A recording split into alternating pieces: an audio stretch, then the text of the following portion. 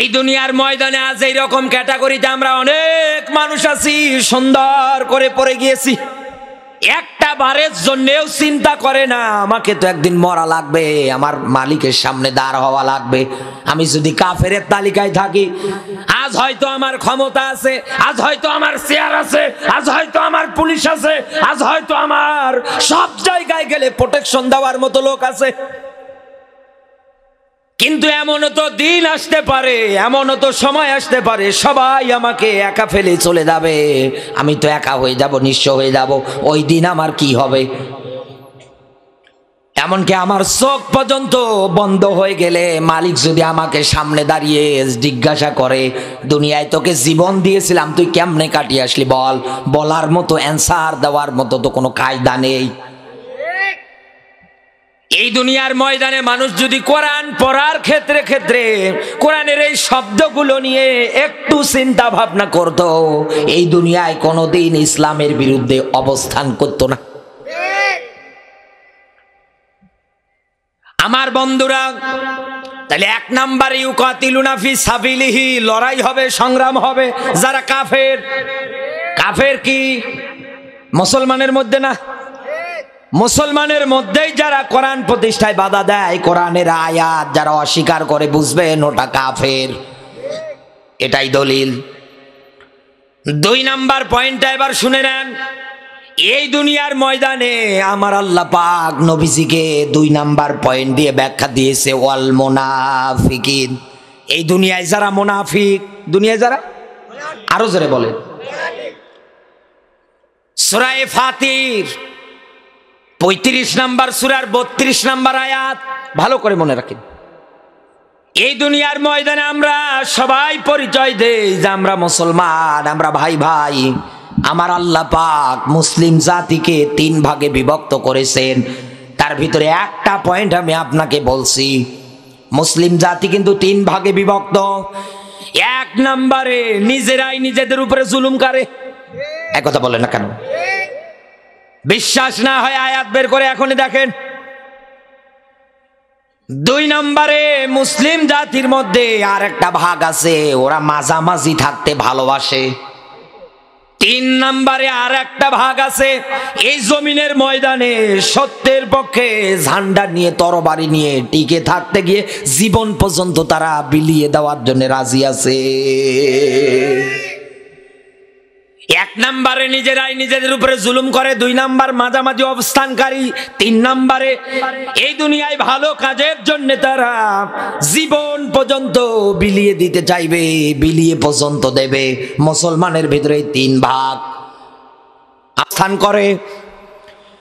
যেহেতু মুনাফিক শব্দটা এসেছে, এই দুনিয়ার ময়দানে মুনাফিক তো তারা সুবিধাবাদ আর জিন্দাবাদ, যেদিকে টাকা, যেদিকে বিরিয়ানি, ওইদিকে দৌড়। বিরিয়ানির দিকেও আয়াত আছে, খাবারের পরে মিষ্টি খাওয়া সুন্নত, খা জম্মের খাওয়া খা। নবীজির হাদিস কি সুন্দর আমল করে যাচ্ছে। ওই নবী তো জবান দিয়ে বলেছিলেন, এই জমিনের ময়দানে আল্লাহর জমিন, আল্লাহর দ্বীন প্রতিষ্ঠা করার জন্য অস্ত্র ধরা পর্যন্ত ফরজ। এইটার কথা বলবেন তখন রাগ করে, মন খারাপ করে। আমার বন্ধুরে এবার ভালো করে বোঝেন, আমার আল্লাহ পাক ডাক দিয়ে বলতেছেন, এই দুনিয়ার ময়দানে যারা মাঝামাঝি অবস্থানকারী হবে, দুনিয়ায় যারা মুনাফিক হবে, হে নবী 2 নম্বরে টার্গেট হবে, এদের বিরুদ্ধে আপনি লড়াই করবেন, সংগ্রাম করবেন। কেন করবেন জানেন? ইসলামের 12টা বাঁধানোর জন্যে, ইসলাম বিদায় করার জন্যে। এই মুনাফিকেরা শুধু মুসলমানের মধ্যেই তৈরি হবে। মুনাফিক যে আমাদের দেশে আছে, মুসলমানের মধ্যেই যে হয়, চিনবেন কেমন করে? আল্লাহ আয়াত দিয়ে ডাক দিচ্ছেন, উদখুলু ফিস সিলমি কাফা। বলেন আল্লাহু আকবার। জন্মের পর থেকে আমরা আয়াতটা শুনে আসতেছি, কিন্তু আল্লাহ আয়াত দিয়ে ডাক দিচ্ছেন, ইসলাম যদি মানতে হয় পরিপূর্ণভাবে মানা লাগবে। এই বর্তমান এখন শীতকালীন সময়ে মোনাজাত করে দিয়ে আমিও বাড়ির দিকে চলে যাব, আপনারাও বাড়ির দিকে চলে যাবেন। বাড়িতে যাওয়ার পরে আস্তে করে বিছানায় ওঠার পর পরে আপনার স্ত্রী আপনার জন্য কত সুন্দর করে লেপটা বিছিয়ে দিয়ে রেখে দিয়েছে। আপনি আস্তে করে বিছানায় উঠলেন, ওঠার পর পরে লেপটা সহ টেনে যদি পায়ের কাছে নিয়ে যেয়ে দেন, এরপরে সামান্য একটু টেনে হাঁটু পর্যন্ত যদি ঢেকে রাখেন, হবে? এই হাঁটু পর্যন্ত লেপ দিয়ে যদি মনে করেন যে আর আমার গায়ে কোনো শীত লাগবে না, আমার গায়ে এমনি গরম হবে, কারণ পায়ের দিক গরম হলে এদিকেও গরম হবে, এই কথা বলেন না কেন? এটা কি সম্ভব? আরো জোরে বলেন। এই দুনিয়ার ময়দানে মুনাফিক যারা আছে ওরাও কিন্তু এই চিন্তাধারাই নিয়ে থাকে যে পায়ের দিকে সব পরে থাক, সুবিধাবাদ আর জিন্দাবাদ, মাইরের পথ যেদিকে আছে আমরা ওদিকে যাব না। তারা সব সময়ের জন্য ইসলামের 12টা বাজানো ধান্দা নিয়ে সব জায়গায় চলাচল করে। তাদের জবান হয়ে যায় দুইটা। কাফেরদের কাছে যখন যায় বলে আমরা তোমাদের সঙ্গে আছি, মুসলমানদের কাছে যখন আসে বলে আমরা তোমাদের সঙ্গে আছি। দেখো না আমাদের দাড়ি কত বড়, দেখো না মাথায় টুপি কত বড়, দেখো না নামাজ পড়তে পড়তে কপালের মধ্যে দাগ পর্যন্ত পড়ে গিয়েছে। আমরা কি মুসলমানদের বিরুদ্ধাচারণ করতে পারি? এই দুনিয়ার ময়দানে কোন মানুষ যদি শান্তি পেতে চায়, কোন মানুষ যদি শান্তিতে বসবাস করতে চায়, শান্তিতে থাকতে চায়, ওই যে মানুষটা যেমন হাঁটু পর্যন্ত লেপ টেনে দেওয়ার পরে যেমন মনস্থ করেছিল পুরো শরীরটাতে তার গরম লাগবে, ভালো লাগবে আর শীত লাগবে না, এটা যেমন তার ভুল ধারণা। সে যদি পরিপূর্ণভাবে পুরো শরীরটা ঢেকে নেয় তাহলে না তার শরীরটাতে গরম লাগবে। ইসলাম যদি মানতে চান তামাম দুনিয়ায় আপনাকে মেনে নেওয়া লাগবে পরিপূর্ণ। দেখবেন পুরো পৃথিবীর ময়দানটা মিনিমাম আল্লাহর জান্নাতের বাগান হয়ে যাবে। আমার বন্ধুরা, এই দুনিয়ার ময়দানে এই মুনাফিক যারা আছে জন্মের পর থেকে আমরা সবাই জানি কি, যখন কথা বলে কথায় কথায় মিথ্যা কথা বলে, ওয়াদা করলে ভঙ্গ করে, আমানতের খেয়ানত করে, এক কথা বলে না কেন? এইরকম হাজার হাজার ব্যাখ্যা বিশ্লেষণ আমরা একাধারে দিয়ে যাই। এই যে আমানতের খেয়ানত, আমানত এটা তারা ধরে রাখতে পারে না। এবার আসেন আমি আপনাকে একটা আমানতের কথা বলি। ইন্নাল্লাহা ইয়া'মুরু বিল আদলি ওয়াল ইহসান, বলেন আল্লাহু আকবার। এই যে আইন, দাল, আল্লাহ, আদল, আদল মানে ন্যায়পরায়ণ, আদল মানে সদাচরণ, আদল মানে ভালো ব্যবহার। এই দুনিয়ার ময়দানে কোরআনটা আপনাকে আমাকে মালিক আমানত দিয়েছে, কারণ কোরআন নাজিলের ধারাবাহিকতা অনুযায়ী পাওয়া যায়।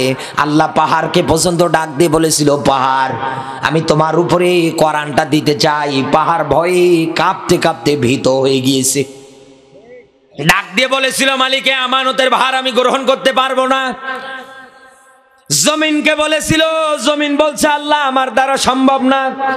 শেষ পর্যন্ত মানুষদের উপরে এই কিতাবটা এখন আমানত আছে। এই দুনিয়ার ময়দানে আজ আমরা এই আমানতের খেয়ানতকারী অনেকে হয়ে বসে আছি। আমরা আজও এই দুনিয়ার ময়দানে আল্লাহর এই নাজিলকৃত কিতাবের সঙ্গে আমানতদারিটা ঠিক রাখতে পারিনি এইভাবে। এবার আমি আপনাকে ব্যাখ্যা দিচ্ছি, ভালো করে বোঝেন।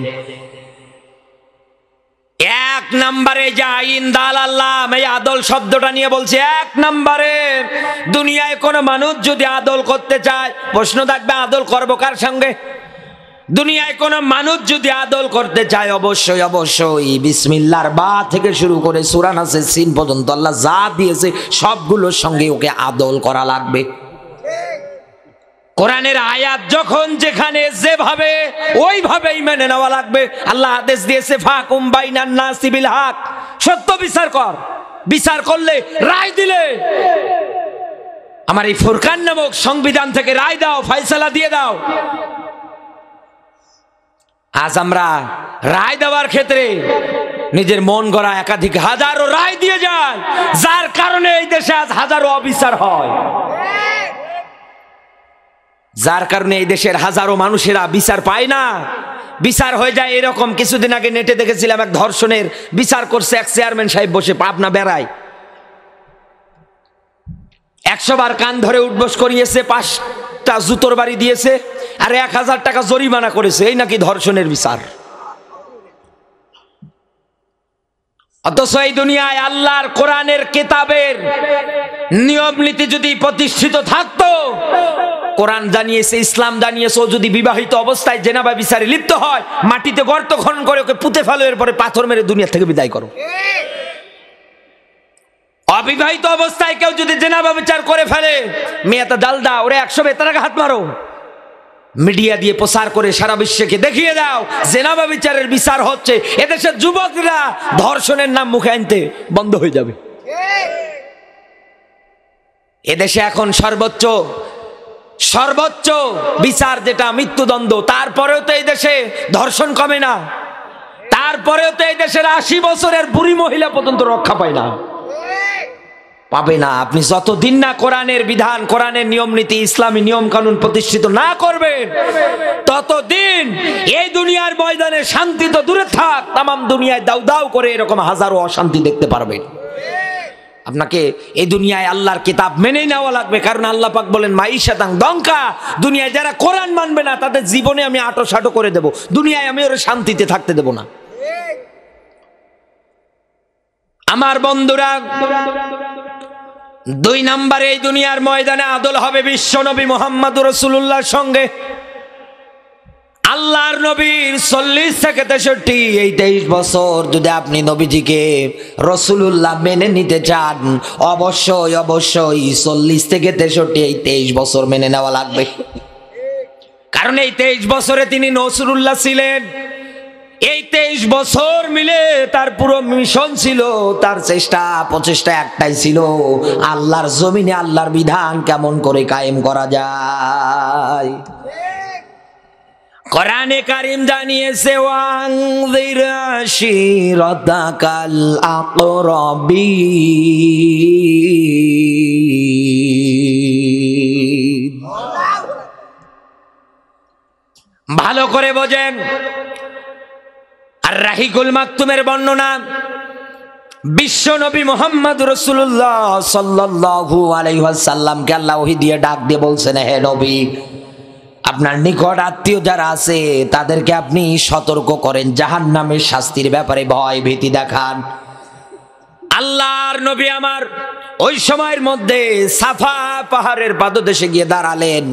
আগেকার জামানার নিয়ম নীতি সিস্টেম এটাই ছিল, কেউ যদি বিপদে পড়তো পাহাড়ের উঁচু জায়গায় গিয়ে দাঁড়াতো, লোকজন দূর থেকে দেখতো যে লোকটা আসলেই বিপদে পড়েছে, তাকে সাহায্য করা দরকার। নবীজি আমার উপত্যকায় যখন দাঁড়িয়ে আছে, লোকজন এক এক ভাবে জড়ো হয়ে যাচ্ছে। নিচের মধ্যে যিনি দাঁড়িয়ে আছেন তার অনেক রক্তীয় সম্পর্কের মানুষ পর্যন্ত দাঁড়িয়ে আছে, তার ভিতরে একজন হচ্ছেন আবু লাহাব। নবীজি যখন এই বলেছেন, আমি যদি তোমাদেরকে বলি এই অহুদ পাহাড়ের, এই সাফা পাহাড়ের পাদদেশের একদল লোক অস্ত্র শস্ত্র নিয়ে রেডি হয়ে আছে, যে কোনো টাইমে যে কোনো সময়ে তোমাদের উপরে অ্যাটাক করে দেবে, আক্রমণ করে দেবে, তোমরা কি বিশ্বাস করো?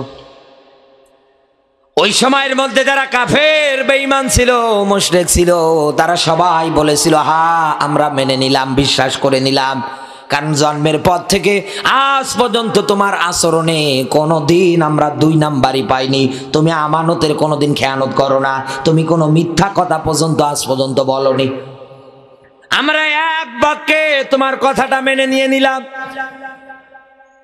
বিশ্ব নবী মুহাম্মদুর রাসূলুল্লাহ সাল্লাল্লাহু আলাইহি ওয়াসাল্লাম এবার যখন ঘোষণা দিয়ে দিলেন, আমি আল্লাহর পক্ষ থেকে একজন রাসূল, আল্লাহর পক্ষ থেকে একজন নবী, আমি তোমাদেরকে এসেছি জাহান্নামের শাস্তির ব্যাপারে ভয় দেখাতে, জাহান্নাম থেকে বাঁচাতে। নিজের রক্তীয় সম্পর্কিত মানুষটা পাথর হাতে নিয়ে নবীজির দিকে ছুঁড়ে মারলেন। আমার আল্লাহ বরদাস্ত করলেন না, এই লোকটাকে ইতিহাসে এমন নিকৃষ্ট মরণ দিয়েছে, প্লেগ রোগ। শেষ পর্যন্ত ওর বাড়ির আত্মীয় যারা আছে, আহাল বর্ডার যারা আছে, ওকে বাড়ির থেকে বের করে জঙ্গলে ফালিয়ে দিয়ে আসলো, নাম তার আবু লাহাব। জানাজাও হয়নি, কেউ গোসলও দেয়নি, জঙ্গলের মধ্যে পচতে পচতে মারা গিয়েছে। ইতিহাস সাক্ষী আছে, এই দুনিয়ার ময়দানে আজও যারা আল্লাহর কোরআনের সঙ্গে আদল করতে পারে না, নবীজির সঙ্গে যারা আদল করতে পারে না, এই দুনিয়ার ময়দানে যারা বিধান মোতাবেক কাজ করতে পারে না, শুনে রাখে না, আবু লাহাবকে কিন্তু আল্লাহ ছাড় দিয়েছিল, কিন্তু ছেড়ে দেয়নি। কুকুর শিয়ালে ওর লাশ খেয়েছে। আল্লাহ না করুক এইরকম দিন আপনার কপালেও আসে কিনা। এই জন্য আমি আপনাকে হেদায়েতের দিকে ডাকছি, আপনি হেদায়েতের পথে ফিরে আসেন। আপনি আজও সময় আছে, দিন আর ইসলামী নিয়ম নীতিটা মেনে নেন, সুন্দর করে মেনে নেন, দিনের পথে ইসলামের পথে ফিরে আসেন। বিশ্বনবী আমার এই দুনিয়ার ময়দানে সব ক্ষেত্রে সব জায়গার মধ্যে আদর্শবান ছিলেন। তার আদর্শটা আজ আমাদের থেকে হারিয়ে গিয়েছে। নবীর উম্মত দাবি করে, অথচ নবীজির কোনো আদর্শ জীবনে পাওয়া যায় না। দুনিয়ায় কোনো মানুষ যদি নবীজির আদর্শ অনুযায়ী আদল করে চলতে চায়, নবীজির জীবন জিন্দেগি অনুসরণ করে করে যদি চলতে চায়, নবীজি যে কায়দায় চলেছে, যেভাবে কথাবার্তা বলেছে, যেভাবে জীবন জিন্দেগি চালিয়েছে, নবীজি এই জীবন জিন্দেগি চালাতে গিয়ে 82 বার ডাইরেক্ট ইনডাইরেক্ট মারার টার্গেটে পর্যন্ত পড়েছিলেন। নামাজে সেজদায় তো কাফেরেরা মরা উটের নারী ভুড়ি নিয়ে গিয়ে চাপিয়ে দিত। আবু জাহেল প্রস্তুতি নিয়ে আসে, দলবলের সঙ্গে পরামর্শ করার পরে আব্দুল্লাহর বেটা মোহাম্মদ সেজদায় যখন এই যাবে, উপর থেকে পাথর আমি নিচের দিকে ফালিয়ে দেব, মাথার মধ্যে পড়ে যাবে, থেতলিয়ে মাথাটা শেষ হয়ে যাবে। এই পরিকল্পনা, এরকম হাজারো পরিকল্পনা বিশ্বনবীকে ঘিরে দুনিয়ার থেকে বিদায় করে দেওয়ার জন্যে তাদের ষড়যন্ত্র, তাদের চিন্তা যে একটাই, তারা এই দুনিয়ার ময়দান থেকে আল্লাহর নবী মুহাম্মদুর রাসূলুল্লাহকে বিদায় করে দেবে। এই দুনিয়ায় কোনো মানুষ যদি বিশ্ব নবীর জীবনটা সুন্দরভাবে অনুসরণ করে নিতে পারে, আপনিও মিলিয়ে দেখবেন এই মানুষটাও কিন্তু শান্তিতে থাকতে পারে না। যেখানেই যাক না কেন, তাকেও দেখবেন ওই রকম আক্রমণ করার জন্য লোকজন রেডি হয়ে আছে। তার মানে আপনি এক বাক্যে বুঝে নেবেন, এই দুনিয়ার ময়দানে এই মানুষটা নবীজির জীবনী সুন্দর করে অনুসরণ করে যাচ্ছে, নবীর জীবন সে আদল করে ফেলেছে। 3 নম্বরে আপনার আদল হবে এই দুনিয়ার ময়দানে মানুষের সঙ্গে আপনার এই হাত দিয়ে, আপনার এই জবান দিয়ে, আপনার এই মাথা দিয়ে, আপনার এই পা দিয়ে, কোনো অঙ্গ প্রত্যঙ্গ দিয়েই যেন মানুষের কোনো ক্ষতি না হয়। কারণ আল্লাহ পাক বলেন, কুনতুম খায়রা উম্মাতিন উখরিজাত লিন্নাস, আমি তোমাদেরকে বের করেছি মানুষের মধ্য থেকে শ্রেষ্ঠ করে। এই দুনিয়ার ময়দানে শ্রেষ্ঠ করে এই জন্য বের করেছি, এই দুনিয়ায় মানুষকে সৎ কাজে আদেশ দাও আর অসৎ কাজে বাধা দাও। ও যশোরের মুসলমানেরা, এই দেশে নিজেও সৎ কাজে আদেশ দেয় না, অসৎ কাজে নিজেও বাধা দেয় না। একথা বলেন না কেন? অন্য আরেকজন সৎ পথে মানুষদেরকে ডাকে, অসৎ পথে বাধা দেয়, তার নামে দেখবেন এই হাত দিয়ে সুন্দর করে মিথ্যা মামলা লিখে থানায় ডায়েরিতে জমা দিয়ে আসে। এটাই হচ্ছে দুনিয়া, এটাই হচ্ছে নিয়ম নীতি। এই দুনিয়ার ময়দানে এরকম মুনাফিক যারা হয়ে আছে, এরকম মুনাফিকের তালিক পরে আমার আল্লাহ একটা আয়াত দিয়ে ব্যাখ্যা করেছে সতর্ক হওয়ার জন্যে। কোরআনের সব ব্যাখ্যা, সব কিছু আমার আল্লাহ পাক জাতির জন্য সুন্দর করে উন্মুক্ত করে দিয়েছে, প্রশ্ন আকারে সব ফাঁস করে দিয়েছে। মানুষ যেন বুঝতে পারে, অন্তঃকরণের মধ্যে ভয় ভীতি তৈরি করে তিনি যেন তার জীবনটা সুন্দর করে চালাতে পারে, হেদায়েতের পথে যেন ফিরে আসতে পারে। এই জন্য আল্লাহ আয়াতগুলো দিয়েছে, কিন্তু আমরা মানতে পারি না। আল্লাহ পাক বলেন, ইন্নাল মুনাফিকিনা ফিদ-দারকিল আসফালি মিনান নার। সূরা নিসার 143 নম্বর আয়াত। আল্লাহ তাআলা ডাক দিয়ে বলতেছেন, হে নবী, এই দুনিয়ার ময়দানে যারা মাঝামাঝি অবস্থানকারী হবে, যারা মুনাফিক হবে, হে নবী, ওরা যদি মারা যায় ওদেরকে আমি জাহান্নামের একেবারে নিচে রাখবো। সাহাবীরা নবীজির কাছে প্রশ্ন করে ডাক দিয়ে বলে, হে নবী, জাহান্নামের নিচ বলতে কি বোঝায়? আল্লাহর নবী আমার ডাক দিয়ে বললেন, সাহাবীরা, জাহান্নামের উপরিভাগ থেকে একটা পাথর যদি নিম্ন দেশের জন্য ফালিয়ে দেওয়া হয়, এই পাথরটাই জাহান্নামের নিম্ন দেশে যেতে প্রায় 70 বছর কাল সময় লাগবে। আর ওই জায়গায় জায়গা হবে দুনিয়ায় যারা মুনাফিকদের। এইবার আমি আপনাকে মুনাফিকদের আর একটা অভ্যাস বলছি, আর একটা নিয়ম বলছি। মুনাফিক দুনিয়ায় চেনেন না? রাইতাল মুনাফিকিনা, এই আয়াতের ব্যাখ্যা দেখবেন সূরা নিসার 61 নম্বর আয়াত। এই দুনিয়ার ময়দানে, কোরআনের ময়দানে, কোরআনের অনুষ্ঠানে সুন্দর করে লোকজন দেখবেন এসে বসে যায়, আর এই অবস্থায় যারা উঠে উঠে উঠে উঠে যারা বাড়ি চলে যায়, আল্লাহ পাকের আয়াত বলে এটা দেখতে মুসলমানের দাবি করলেও কোরআন বলে ওটা মুনাফিক। সে যদি আমার নিজের বাবাও হোক, মন খারাপ করুক, কোনো অসুবিধা নেই আমার, কারণ আল্লাহর স্পষ্ট আয়াত। এই কথা বলেন না কেন? এই দুনিয়ার ময়দানে এই মুনাফিকদের ব্যাপারে এরকম হাজারো তত্ত্ব, হাজারো ব্যাখ্যা আমার আল্লাহ দিয়েছে, আপনি চেনেন না। হেদায়েত তো সবাই দুনিয়ায় পায় না। নবীজি তো হেদায়েত দেওয়ার জন্য কত চেষ্টা করেছিলেন, হেদায়েত কি নবীজির হাতে ছিল? চাচা মারা যাওয়ার পরেও দাঁড়াচ্ছে, দোয়া করছে। এক কথা বলেন না কেন? কত চেষ্টা করতেছেন। আল্লাহ আয়াত দিয়েছে, ইন্নাল্লাযীনা কাফারু সাওয়াউন আলাইহিম আনযারতাহুম আম লাম তুনযিরহুম লা ইউমিনুন। সূরা বাকারা 6 নম্বর আয়াত, খুবই পরিচিত। হে নবী, দুনিয়ায় যারা কাফের হবে, যতই ওদেরকে দ্বীনের পথে ডাকেন না কেন, যতই আপনি ইসলাম মানার ব্যাপারে ইমানের পথে ডাকেন না কেন, হে নবী কোনো কাজে আসবে না, কোনো উপকারেও আসবে না। লা ইউমিনুন, হে নবী ওরা কোনোদিন ইমান আনবে না। জান্নাতে যদি যেতে চান, জান্নাতও যদি পেতে চান, লাগবে কি? ইমানের দরকার নেই? আরো জোরে বলেন। অবশ্যই অবশ্যই আপনার আমার ইমানের দরকার আছে, কিন্তু দুনিয়ায় যদি ইমানই না থাকে জান্নাত আপনি পাবেন কেমন করে? দুনিয়ায় তো আপনি ইমানদারি হতে পারেননি, দুনিয়ায় আপনি হয়ে বসে আছেন কাফেরের তালিকায়, দুনিয়ায় হয়ে বসে আছেন আপনি মুনাফিক। আল্লাহ আপনার ব্যাপারে এত তথ্য, এত কথাবার্তা বললেন, এরপরেও যদি আপনার অন্তঃকরণে ভয় ভীতি না আসে, যতই আপনি দোয়া করেন না কেন, আল্লাহ তুমি আমাকে জাহান্নাম থেকে বাঁচাও, কোনো লাভ আসবে না, কোনো কিছু হবে না। আল্লাহ পাক বলেন, হে বান্দা, জাহান্নাম থেকে যদি বাঁচতে চাও, এবার আমি তোমাকে আরেকটা আয়াতের ব্যাখ্যা বলছি। আল্লাহ পাক বলেন, ইয়া আইয়ুহাল্লাযীনা আমানু আল আদুল্লুকুম আলা তিজারাতিন তুনজিকুম মিন আযাবিন আলীম।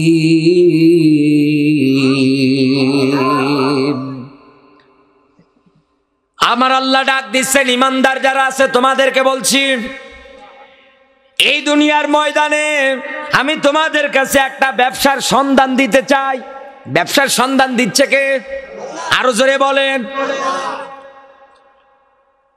এই ব্যবসা করলে পরে বিনিময় হিসাবে আমি আল্লাহ তোমাদেরকে দেব।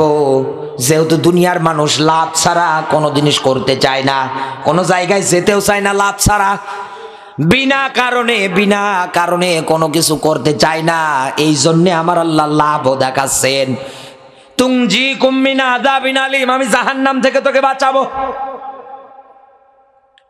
এই দুনিয়ার ময়দানে এই ব্যবসার নাম হচ্ছে আল্লাহর জমিনে আল্লাহর পথে লড়াই আর সংগ্রাম, তার মানে দিন কায়েমের আন্দোলন। আর এই পথের কর্মী এই দুনিয়ার ময়দানে যারা হয়, এক আল্লাহ বাদ দিয়ে আর কাউকে তারা ভয় করে না, পরোয়া করে না, কারণ তাদের ভালো করে জানা আছে জীবন যদি এখনই চলে যায়, আল্লাহর আয়াত ওয়ালা তাকুলু লিমান ইউকতালু ফি সাবিলিল্লাহি, বলেন না আল্লাহু আকবার। আল্লাহ তাআলা বলেন, আমার রাস্তায় চলতে গিয়ে যদি মারা যায়, আমার রাস্তায় ব্যবসা করতে গিয়ে আয়াত মেনে নিয়ে যদি চলতে গিয়ে মারা যায়, ও তো শহীদ, ও তো মরে না, ও তো জিন্দা থাকে। তোমরা উপলব্ধি করতে পারো না? বিশ্ব নবী জানিয়েছেন, এই দুনিয়ার ময়দানে কোন মানুষ যদি কাফের বেঈমানদের সঙ্গে লড়াই করতে গিয়ে, সংগ্রাম করতে গিয়ে দ্বীন আর ইসলামটাকে এগিয়ে নিয়ে যেতে, এই দুনিয়ার ময়দানে এসে যদি নিহত হয়ে যায় দ্বীনের পথে, আল্লাহ পাক বলেন তাকে শাহাদতের মর্যাদা দিয়ে বরণ করে নেন। নবীজি বলেন আমার আল্লাহ পাক তার জন্য কিছু পুরস্কার রেখে দিয়েছেন। এক নাম্বার পুরস্কার, এই মানুষটার রক্তের ফোঁটা জমিনে পড়ার আগেই আমার আল্লাহ পাক তার জীবনের অপরাধ মাফ করে দেয়। দুই নাম্বারে, হাসরের কঠিন মুসিবতের ময়দান থেকে আমার আল্লাহ পাকে তাকে রেহাই দিয়ে দেয়। তিন নাম্বারে, তার কোনো হিসাব নিকাশ হবে না। কেন হবে না? হিসাব নিকাশ কেন হবে না? এই যে এই লোকটা বসে আছেন, এনার যদি একটা ছেলে থাকে, ভালো করে বোঝেন, এনার যদি একটা ছেলে থাকে, ছেলেটাকে যদি মাদ্রাসায় ভর্তি করিয়ে দেয়, ইনি যদি বলে বাবা আমার ওসিয়ত, তোমাকে অবশ্যই অবশ্যই হাফেজ হতে হবে, আমি মারা গেলে আমার জানাজা তোমারই পড়ালো লাগবে, এটা আমার আবদার তোমার কাছে, অবশ্যই তোমাকে পূরণ করা লাগবে। এখন হাফেজ তো এই পানির বোতল খেয়ে হয় না, একথা বলে না কেন? অনেক মানুষ বলে মাদ্রাসায় জঙ্গি তৈরি হয়, তুই একদিনও থাকতে পারবি না। এসে দেখ কি হয় এই জায়গায়। এই শীতের দিনে কত সুন্দর করে বক্স খাটের মধ্যে ঘুমায় কত তোষবের উপরে, আর এই হাফেজিয়া মাদ্রাসার এই ছোট ছোট বাচ্চাগুলো ফ্লোরের মধ্যে ঘুমায় সামান্য একটা কম্বল বিছিয়ে। কত কষ্ট করে দিন পার করতে হয় আমি নিজেও পড়েছিলাম, আমি জানি। এই দুনিয়ার ময়দানে এনার ওসিয়ত ওই বাচ্চাটার প্রতি, বাবা তোকে হাফেজ হওয়া লাগবে, আর হাফেজ হতে গেলে, আলেম হতে গেলে, মাওলানা হতে গেলে কষ্ট স্বীকার করা লাগবে। কারণ কষ্ট ছাড়া কোনো কিছু দুনিয়ায় আপনি অর্জন করতে পারবেন না। কষ্টের পরে যিনি সুখ রেখেছেন তিনি হচ্ছেন আমার আল্লাহ। এই দুনিয়ার ময়দানে মালিক ডাক দিয়ে বলছেন, এমনি এমনি জবান দিয়ে বলো, ইন্নাল্লাযীনা ক্বালু রাব্বুনাল্লাহ। কুরবান ভাই বলল না,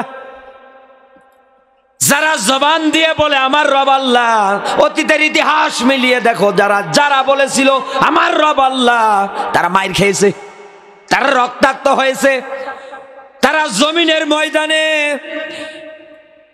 উত্তপ্ত মরুভূমির মধ্যে তাদেরকে শায়িত করে দিয়েছে, কাউকে বর্ষা মেরে, কাউকে তীর মেরে দুনিয়ার থেকে বিদায় করে দিয়েছে। তারা তো কষ্ট স্বীকার করেছে।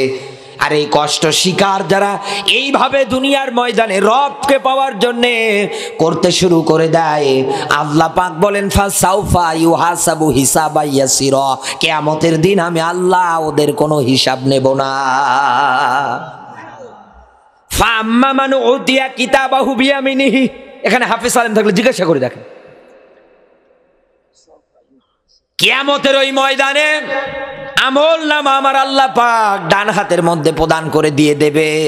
একটা বারের জন্য আপনি চিন্তা করে দেখেন, এই দুনিয়ার ময়দানে এমনি কি তারা হাসতে হাসতে ফাঁসির দড়িটা গলায় নেয়, এমনি কি হাসতে হাসতে জীবন পর্যন্ত বিলিয়ে দেয়। আমির হামজা ভাই একটা কথা বলতেছিলেন, কার যেন ফাঁসি যা হয়েছিল, তখন ওই সময় কারাগারে যাওয়ার পর ওনার কাছে একজন বর্ণনা করতেছিলেন, 3 ঘন্টা মাত্র হাতে সময়, এরপরে লোকটার ফাঁসি হয়ে যাবে। 2 ঘন্টা ধরে লোকটা ঘুমাচ্ছে, কোনো চিন্তা নেই। 1 ঘন্টা পর ওঠার পরে সুন্দর করে গোসল উজু করার পরে নিজে এবার সুন্দর রেডি হয়ে গেল নামাজ পড়ার পরে। একটা মানুষ মাত্র 3 ঘন্টা বাঁচবে, তার তো চিন্তা হওয়া দরকার ছিল যে আমি আর 3 ঘন্টা আছি এই দুনিয়ার আলো বাতাসে। না, তিনি ঘুমাচ্ছে। এখন এই যদি এই জায়গায় আপনাকে আমাকে বলে বেটা তোর হাতে আর মাত্র 1 ঘন্টা সময়, কে কোন দিকে দৌড়াবে তার কোনো দিক ঠিকানা নেই, আর উনি ঘুমাচ্ছে। এমনে তো ঘুমায় না, আল্লাহ তাখাফু ওয়ালা তাহজানু আয়াত কি পড়েন না? এই দুনিয়ার ময়দানে আল্লাহ পাক বলেন যারা আমার পথে টিকে থাকে, ওর মরণের সময় উপস্থিত হয়ে গেলে ফেরেশতারা নাজিল হয়, এসে সান্ত্বনা দেয়, আল্লাহর বান্দা তোর কোনো ভয় নেই, তোর কোনো চিন্তা নেই। ওয়াবশিরু বিল জান্নাতিল্লাতি, ওই জান্নাতের সুসংবাদ গ্রহণ কর যেটা আল্লাহ তোকে দেওয়ার জন্য ওয়াদা করেছে। সুবহানাল্লাহ বলতে পারেন না? এই দুনিয়ার ময়দানে এই জন্যই তো দিনের কর্মীরা ভয় পায় না, ওরা পিছু হটে আসে না। নবীজি বলেন আর একটা পুরস্কার আছে শহীদদের জন্য স্পেশাল ভাবেই, কিয়ামতের ময়দানে আল্লাহ আদর করে ডাক দিবেন, ও আমার শহীদ যারা বান্দা আছো, দুনিয়ার ময়দানে নিজের স্ত্রীর মায়া, সন্তানের মায়া, মা বাবার মায়া সব কিছু ত্যাগ করে যারা আমার জমিনে দিনটা প্রতিষ্ঠিত করার জন্য, আমার বিধান প্রতিষ্ঠার জন্য জীবন পর্যন্ত বিলিয়ে দিয়ে এসেছো, আমি আল্লাহ পাক আজকে তোমাদেরকে অফার দিচ্ছি, তোমাদের আহাল বর্ডার মেম্বার থেকে 70 জন মানুষের জন্য আমার কাছে আজকে সুপারিশ করো, আমি আল্লাহ পাক আজকে তোমাদের সুপারিশ গ্রহণ করে নেব। শহীদ শব্দের অর্থ হচ্ছে সাক্ষী। শহীদ শব্দের অর্থ কি? আরো জোরে বলেন। এই দুনিয়ার ময়দানে জাহান্নাম থেকে যদি আপনি বাঁচতে চান ও বন্ধু, একটাই মাত্র পথ, একটাই মাত্র মত, একটাই মাত্র কোরআনের বিধান। এই জমিনের ময়দানে অবশ্যই অবশ্যই আল্লাহর বিধান কায়েমের জন্য আপনাকে প্রচেষ্টা চালানোই লাগবে, যে দিক দিয়ে হয় হোক।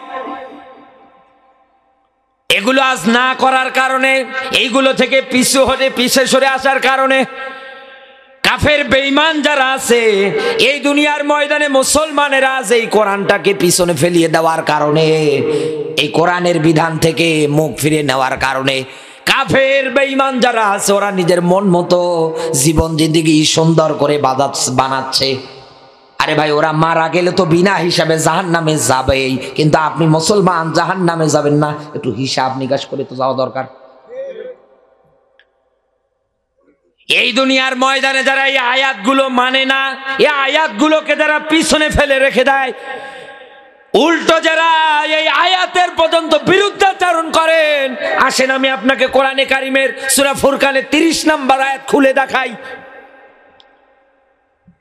বড় আশা নিয়ে আসেন, আপনি আশেকের রাসূল দাবি করে আছেন, আওলাদের রাসূল দাবি করে আছেন, নবীজিকে এত মোহাব্বত করেন, এত ভালোবাসেন, এত ধরনের কথাবার্তা আপনি বলছেন, নবীর ভালোবাসা দেখাতে গিয়ে গিয়ে মাঝে মাঝে আপনি বাঁশ বেয়ে পর্যন্ত দাঁড়াচ্ছেন, আপনি এত কিছু করে ফেলছেন, কিন্তু আল্লাহর জমিনে আল্লাহর আইন প্রতিষ্ঠা করার ক্ষেত্রে বিচার ব্যবস্থা থেকে শুরু করে নিয়ম নীতি থেকে শুরু করে সব জায়গার মধ্যে কোরআনের বিধান প্রতিষ্ঠার ক্ষেত্রে আজও কোনো আপনার ভূমিকা নেই, কোনো পদক্ষেপ নেই। কোরআনের শব্দের অর্থ হচ্ছে মাহজুর। আপনি কোরআনটাকে পিছনে ফেলিয়েছেন, তুচ্ছ তাচ্ছিল্য মনে করেছেন, পরিত্যাজ্য মনে করেছেন, অযথা মনে করেছেন। আল্লাহ কি এটা অযথা দিয়েছে? কোরআন কি অযথা দিয়েছে? এই দুনিয়ায় যারা অযথা মনে রেখেছিলেন এই কোরআনটা, কিয়ামতের ময়দানে ওই নবী আবার আপনার বিরুদ্ধে আল্লাহর আদালতে মামলা দায়ের করবে। মামলার 1 নাম্বার কাতারে, আসামির কাতারের মধ্যে থাকবে যারা আল্লাহর নাজিলকৃত কিতাব পাওয়ার পরেও বিচার ফায়সালা, দেশ পরিচালনার কাজে যারা ব্যয় করে না। কোরআনে কারিম জানিয়েছে, ওয়ামাল্লাম ইয়াহকুম বিমা আনজালাল্লাহু ফাউলাইকা হুমুল কাফিরুন।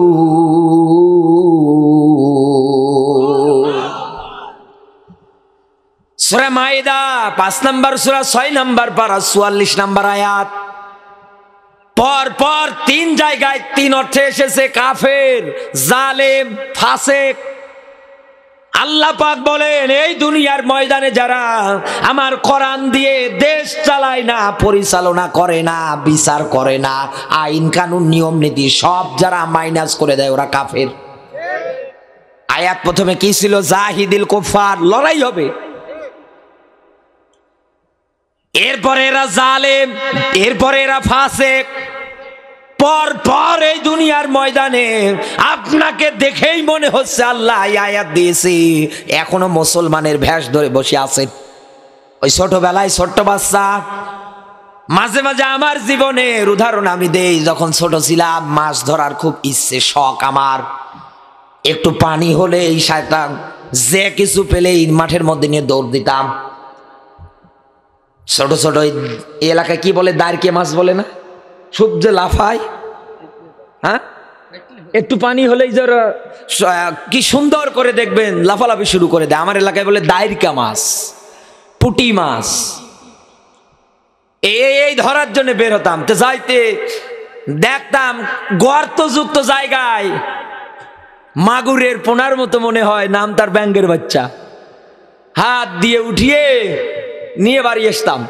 আসার পরে মার হাতে দিতাম, বলতাম দেখো আমি মাগুরের বাচ্চা ধরে নিয়ে এসেছি। মা বল ধর, একটাও তো এগুলো মাগুরের বাচ্চা, সব ব্যাঙ্গের বাচ্চা। আমার এত বলছে, আমার বিশ্বাস হচ্ছে না। না, এসো হবেই মাগুরের বাচ্চা, দেখো না। মা বোঝাচ্ছে বেটা না এগুলো মাগুরের বাচ্চা না ব্যাঙ্গের বাচ্চা, আমি বুঝতেছি না। আমার এবার বোঝাচ্ছে, শোন এর একটা দুইটা তিনটা চারটা করে ডিগিতে নিয়ে ছেড়ে দে, পুকুরে ছেড়ে দে, পুষ্কুনিতে ছেড়ে দে, দেখবি কিছুদিন পরে এর পা বের হবে, এর লম্বা হবে। মাগুর তো বাবা এরকম হওয়ার কথা না। মাঝে মাঝে দেখছি ওই জমি বাড়িতে গিয়ে আবার দেখছি আসলে তো আমি যা ধরেছিলাম এ তো সব ব্যাঙ হচ্ছে, একটাও তো মাগুরের বাচ্চা নাই। এই দেশের এরকম হাজারো মানুষ মুসলমানের ভিতরে কাফের বেঈমান মুনাফিকের আবরণ দিয়ে দিয়ে বসে আছে। এই কথা বলে না কেন? এদেরকে চিহ্নিত করে রাখেন, এরা আমাদের ইসলামের সবচাইতে বড় দুশমন। এরা চায় না এই জমিনে আল্লাহর বিধান কায়েম হোক। দুনিয়ায় যারা চায় না আল্লাহর কিতাবের বিরুদ্ধাচারণ করে, কিয়ামতের ময়দানে এক নম্বরে নবীজি ওদের বিরুদ্ধে আগে মামলা করবে। দুই নম্বরে যারা মা বাবা বসে আছেন, সন্তান জন্ম শুধু দিয়েই যায়, মাঝে মাঝে বিভিন্ন জায়গায় গিয়ে বসে বসে গল্প করছে, কি জাল্লা আমারে 3টা ছেলে দিয়েছে। কি করে বলে একটা গান শিখছে, আর একটা বলে রাজমিস্ত্রির হালতে আছে, আরেকটা বলে ইঞ্জিনিয়ারিতে আছে। বলে একটারও কি মক্তবে দিলে কোরআন পড়ার জন্য? বলে না। এই দুনিয়ার ময়দানে এরকম যত নিয়ম নীতি আপনি শিক্ষা দেন কোনো লাভ হবে না যদি কোরআনের জ্ঞান শিক্ষা না দেন। আপনি কোরআনের জ্ঞান যদি আপনার সন্তানকে শিক্ষা না দেন, আপনার সন্তান কান ধরে আপনাকে বিদ্যা বয়সে বৃদ্ধাশ্রমে জায়গা করে দেবে। আপনাকে যাওয়াই লাগবে যদি কোরআন শিক্ষা না দেন, কারণ ও তো চিনবে না। মায়ের সঙ্গে কিভাবে কথা বলবো এই কোরআনে ব্যাখ্যা আছে, বাবার সঙ্গে আচরণ হবে কোরআনে ব্যাখ্যা আছে। কওলান কারিমা, সম্মানজনক শব্দ ব্যবহার কর। যখন কথা বলবি মাথাটা নিচু করে নম্র ভদ্রভাবে মা বাবার সঙ্গে আচরণ কর, কথাবার্তা বল। এদেশের হাজারো সন্তানের আছে শুধু মা বাবা কোরআন শিক্ষা না দেওয়ার কারণে চোখ রাঙিয়ে কথা বলে, বাবার গায়ে পর্যন্ত হাত ওঠায়, কথা বলে না কেন? আর এগুলো বলতে গেলে বলে মৌলবীর রাজাকার, অথচ বাঁচাতে চায়, মৌলবীর রাজাকার হয়ে গেল। আমার বন্ধুরা ভালো করে বুঝবেন, 3 নম্বরে এই দুনিয়ার ময়দানে যারা শিক্ষা ব্যবস্থার মধ্যে সিলেবাস আকারে 1 থেকে মাস্টার্স পর্যন্ত কোরআনে কারিমের জ্ঞানগুলো কম্পোচারি করে দেয় না। কারণ কোরআনের জ্ঞান প্রত্যেকটা মানুষের অর্জন করা ফরজ। অবশ্যই অবশ্যই আপনাকে ফরজ এই বিধানটা মেনে নেওয়াই লাগবে, শেখাই লাগবে আপনাকে। এই কারণে আপনি শিখবেন। আল্লাহ পাক বলেন এই দুনিয়ার ময়দানে যারা ইমানদার হয়, যারা মুত্তাকি হয়, যারা আল্লাহওয়ালা মানুষ হয়ে যায়, দুনিয়ার ময়দানে যারা কোরআনের জ্ঞান অর্জন করতে শুরু করে দেয়, কারণ এই কোরআনের মধ্যে যত কথা আছে সব কথাগুলো কার? আল্লাহ জোরে বলেন।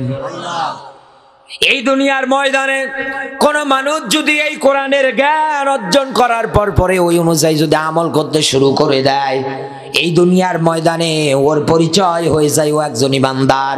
আল্লাহ পাক এই ইমানদারদের ব্যাপারে নিজে ব্যাখ্যা দিচ্ছেন।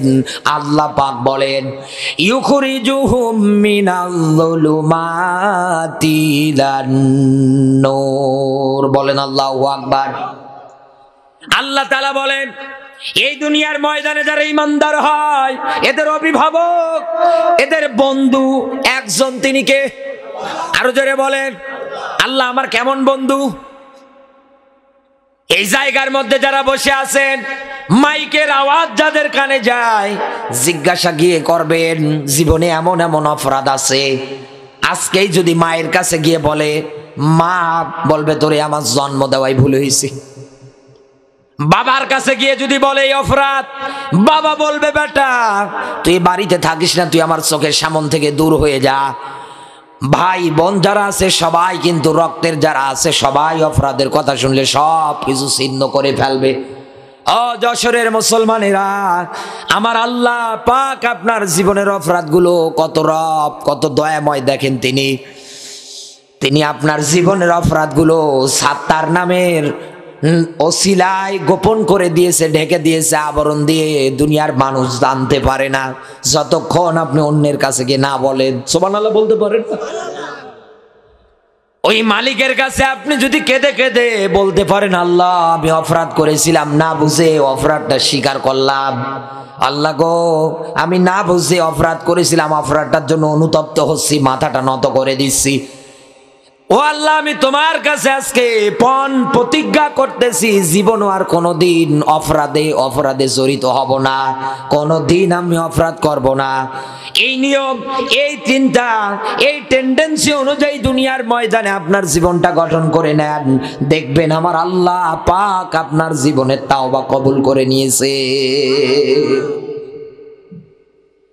আমার বন্ধুরা, এই দুনিয়ার ময়দানে যারা শিক্ষা ব্যবস্থার ক্ষেত্রে কোরআনের জ্ঞানগুলো সব জায়গার মধ্যে চালু করে দেয় না, তাদের ব্যাপারে কিন্তু ভয়ঙ্কর তথ্য এরকম একটার পর একটা আছে।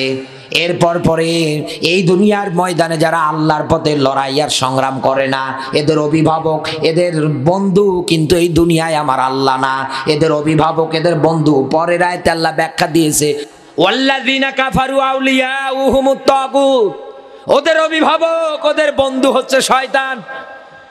আল্লাহ পাক বলেন এই দুনিয়ার ময়দানে শয়তান যদি কারো বন্ধু হয়ে যায়, আমার আল্লাহ ব্যাখ্যা দিচ্ছে নিউখরিজুনাহুম মিনান নূরি ইলাজ যুলুমাত, এই শয়তান যদি কারো বন্ধু হয়ে যায়, আল্লাহ পাক বলেন এই শয়তান তাকে হেদায়েতের পথ থেকে বিচ্ছিন্ন করে জুলুমাতের পথের দিকে ধাবিত করবে। এই দুনিয়ার ময়দানে আল্লাহ পাক বলেন যারা এই ক্যাটাগরিগুলো মেনে নেবে, উলাইকা আসহাবুন নার, ওর থাকার জায়গা হবে জাহান্নাম, হুম ফিহা খালিদুন, ওই জায়গায় চিরকাল থাকবে। একটা বারের জন্য আপনি চিন্তা ভাবনা করে দেখেন তো, কোরআনের আয়াত যেখানে যত জায়গায় আপনি এইভাবে অস্বীকার করে যাচ্ছেন, তত তো আপনার জীবনের লস। আপনি কেন বোঝেন না? কেন কোরআনের পথে, ইসলামের পথে আপনি থাকতে চান না? কেন আপনি দিন কায়েমের পথে থাকতে চান না? কেন মন মানসিকতা উল্টা পাল্টা করে ফেলেন? আল্লাহ যেন সব কিছু থেকে আমাদেরকে হেফাজত করে, দ্বীনের জন্য, ইসলামের জন্য কবুল করে। জোরে বলুন আমিন। নবীজির প্রতি দরুদ মানবতার মুক্তির মডেল, মানবতার মহান আদর্শ, মানবতার শিক্ষক নবী কুরশিরোমণি মুহাম্মাদুর রাসূলুল্লাহ সাল্লাল্লাহু আলাইহি ওয়াসাল্লাম। জবান সেরে কোরআনের সোনালী আয়াত আমার সঙ্গে পড়ে না, আউযু বিল্লাহি মিনাশ শাইতানির রাজিম, বিসমিল্লাহির রহমানির রহিম,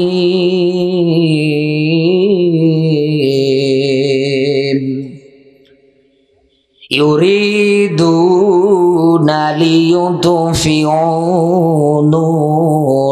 নূরাল্লাহি বিআফওয়াহিহিম আল্লাহু মুতিম্মু নূরিহি ওয়ালাউ কারিহাল কাফিরুন।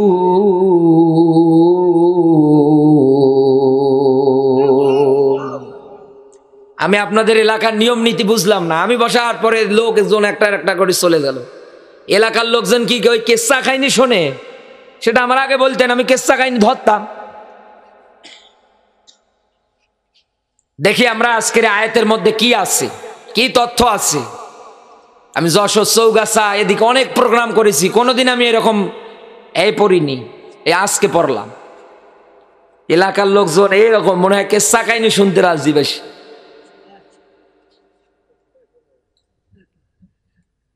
দেখি আমার আজকের এই তিলাওয়াতকৃত আয়াতের মধ্যে কি আছে। যারা চলে গিয়েছে ওরা ওদের কপাল নিয়ে যাচ্ছে, এখন পর্যন্ত যারা যাচ্ছে আমি মুসাফিরের হালতেই বলছি, কোরআন হাদিস পড়েই বলছি, ওরা ওদের কপাল নিয়ে বাড়ি চলে যাচ্ছে। আল্লাহ ফাটাবে মরার পরে, এটা মনে রাখবেন, চোখ বন্ধ হয়ে গেলে বুঝবি। দেখি আজকের এই আয়াতে কি আছে। শর্ট সময়ে আমি অসুস্থ মানুষ, দেখি আজকের এই আয়াত আমাদের কি দিক নির্দেশনা দেয়, কি মেসেজ দেয়, আমরা এতদিন কিভাবে শুনেছিলাম, আর আয়াতের ব্যাখ্যা বিশ্লেষণ কিভাবে আছে। থাকবেন তো? থাকবেন। ইমানদার যারা আছে তাদের ইমান যা আছে আরো বেড়ে যাবে। আল্লাহ পাক বলেন ইউরিদুনা লিইউতফিউ নূরাল্লাহি বিআফওয়াহিহিম। এই দুনিয়ার ময়দানে কাফের বেঈমান যারা আছে তারা তো চাইবে মুখের ফু দিয়ে আল্লাহর নূর, ইসলামের নূরটা বিদায় করে দিতে।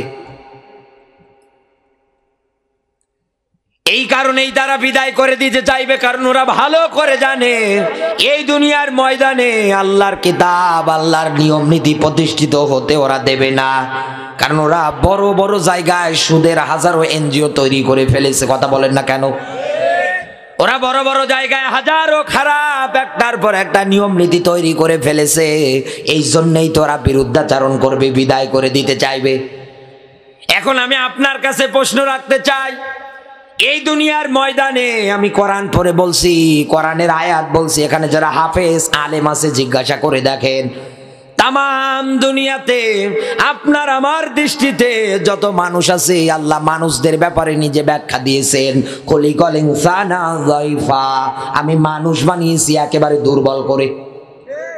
এই যে কাফের, এই বেঈমান, মুনাফিক, মুরতাদ, ইসলামের ঘোর বিরোধী যারা, কোন গরু ছাগল, সব কি মানুষ। আল্লাহ পাক বলেন এই মানুষদেরকে আমি একেবারে দুর্বল করে বানিয়েছি। এরপর পরে মানুষের, ইসলামের আরেকটা বড় শত্রু, তার নাম হচ্ছে শয়তান। তার নাম আরো জোরে বলেন। শয়তানের চক্রান্তের ক্ষেত্রে আমার আল্লাহ নিজে ব্যাখ্যা দিয়ে ওইভাবেই বলেছেন একেবারে দুর্বল। কিন্তু একটা জায়গায় গিয়ে আর আমার আল্লাহ পাক এই দুর্বল শব্দ, এই শব্দটা ব্যবহার করেনি। কোন সেই জায়গা, কাদের ক্ষেত্রে? আল্লাহ পাক বলেন ইন্না কাইদা কুন্না আযীম, মেয়েদের চক্রান্ত বড় ভয়ঙ্কর। সম্মানিত মায়েরা যারা আছেন, আমি আপনাদেরকে মেসেজ দিয়ে যেতে চাই, এই কোরআনের এই শব্দটা সূরা ইউসুফের এই 28 নম্বর আয়াতটা নিয়ে একটু গবেষণা করবেন। সিরিয়াল না দেখে, ঝগড়াঝাটি না করে, বউ শাশুড়ি মিলে আন্দাজে মারামারি না করে, দুইজনে জামাতবদ্ধ হয়ে আয়াত নিয়ে গবেষণা করবেন। কি যে মাওলানা এসেছিল বলে গেল মেয়েদের চক্রান্ত বড় ভয়ঙ্কর, অথচ মেয়েদের এত সম্মান, এত মর্যাদা আমার আল্লাহ দিয়েছে। আবার এই মেয়েদের এই ব্যাপারে এই তথ্য কেন দিলেন, এই কেন দিলেন, এই নিয়ে গবেষণা করেন। এই দুনিয়ার ময়দানে ভালো করে বোঝেন, আল্লাহ এমনি বলেনি একটা মেয়ের চক্রান্ত এত ভয়ঙ্কর হতে পারে। এই কয়েকদিন পরে 14ই ফেব্রুয়ারি ভ্যালেন্টাইন্স ডে আসছে, রানিং। এদেশের হাজারো যুবকেরা রেডি হয়ে আছে, ওই গদখালিতে যাবে, ফুল কিনে কিনে নিয়ে ওরা সারা দিন মজা করবে। অথচ এটা মুসলমানদের কোনো অনুষ্ঠান না, মুসলমানদের কোনো বিধান না, অথচ সরকারি ভাবে, রাষ্ট্রীয় ভাবে ওই দিন ছুটি ঘোষণা করে দেওয়া আছে। নিজের বউয়ের খোঁজ নেই, পরের বউয়ের হাত ধরে টানাটানি করে ফুল দেয়, এরকম আছে না নেই? আরো যারা বলে, এই দুনিয়ার ময়দানে যারা এই ক্যাটাগরিতে আছেন, সম্মানিত মায়েরা যারা বসে আছেন, আপনারা সম্মানের দিক দিয়ে উচ্চ আসনে আছেন। আল্লাহ আপনাদের ব্যাপারে এই তথ্য দিলেন কেন, এই কেন নিয়ে বাড়ি গিয়ে একটু গবেষণা করে মেলাবেন। আমি আমার এই ছোট্ট মেধায় পেয়েছি একটা ছেলে মানুষ করতে গিয়ে 22-23 বছর ধরে একটা ছেলে মানুষ করতে হয়। এই 22-23 বছর ধরে একটা ছেলেকে খাবার পানি দিয়ে দিয়ে পড়াশোনার মাধ্যমে যদি বড় করতে চায়, সে যদি মা বাবা যদি আশা করে আমার এই সন্তানটা বড় হওয়ার পরে একটা অফিসার হোক, ভালো একটা চাকরি পাক, ভালো একটা বেতন হোক তার, গরিব মানুষ হওয়ার পরে অন্তঃকরণের মধ্যে তাদের বড় বড় আশা, বড় বড় চাওয়া। এই জন্য করে কি বাবাটা খাটতে খাটতে পিঠের চামড়া পর্যন্ত কালো হয়ে গিয়েছে, তাও মাঠের মধ্যে গিয়ে কাজ করে সন্তানটার মুখের দিকে তাকিয়ে। মা অন্যের বাড়িতে থালা বাসন মেজে, অন্যের বাড়িতে কাজের বুয়া হয়ে ঘর পর্যন্ত পরিষ্কার করে দেয়। টাকা পয়সা যা পাই দুইজনে মিলে নিয়ে এসে সন্তানকে ফোন দেয়, বাবা তুমি কোথায়, কেমন আছো? মা আমি হোস্টেলে আছি, কি টাকা পয়সা দরকার? সঙ্গে সঙ্গে বলে, বাবা আগামীকাল সন্ধ্যাবেলা তোর বাবা গিয়ে তোর বিকাশ নাম্বারে দিয়ে আসবে। নিজেদের কোনো খাওয়া নেই, নিজেদের কোনো কিছু নেই, সব কিছু পাঠিয়ে দিচ্ছে। এই সন্তান তিলে তিলে এরকম কষ্ট স্বীকার করে করে বড় করলেন, ভালো একটা চাকরিও পেয়ে গেলেন। কোন কোন ক্ষেত্রে দেখা যায় বিবাহ বন্ধনে আবদ্ধ ক্ষেত্রে দেখা যায় নিজে নিজেই বিয়ে করে, আবার দেখা যায় পরিবারের সম্মতি অনুযায়ী দুই জায়গায় হওয়ার পরে বিয়ে হয়ে যায়। কথা বলেন না কেন?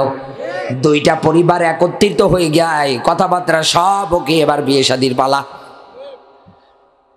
1 বছর 6 মাস যেতে না যেতেই দেখবেন এই 22-23 বছর ধরে কষ্ট কষ্ট স্বীকার করে মানুষের বাড়িতে কাজের বুয়া হয়ে জমিতে শ্রম দিয়ে যেই মা বাবা সন্তানটা বড় করে আজকে আর একটা মেয়ের সঙ্গে বিবাহ বন্ধনে আবদ্ধ করে দিল, 6 মাস যেতে না যেতেই মুরগি একটু ধান খেয়েছে এই নিয়ে ঝগড়াই নিয়ে মারামারি।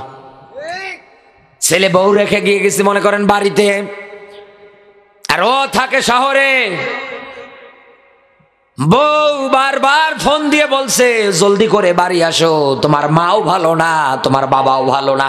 আর এদিকে ওই মেয়েকে ওর বারবার ফুসলাচ্ছে ওর মা আর ওর বোন।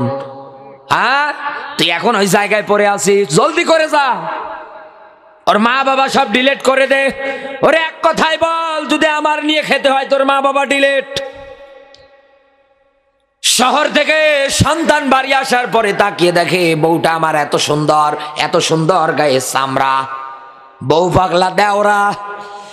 বাধ্য হয়ে বউয়ের দিকে তাকিয়ে মা বাবার সঙ্গে সম্পর্ক কাট করে বউয়ের হাতটা ধরে আস্তে করে চলে যায় শহরে।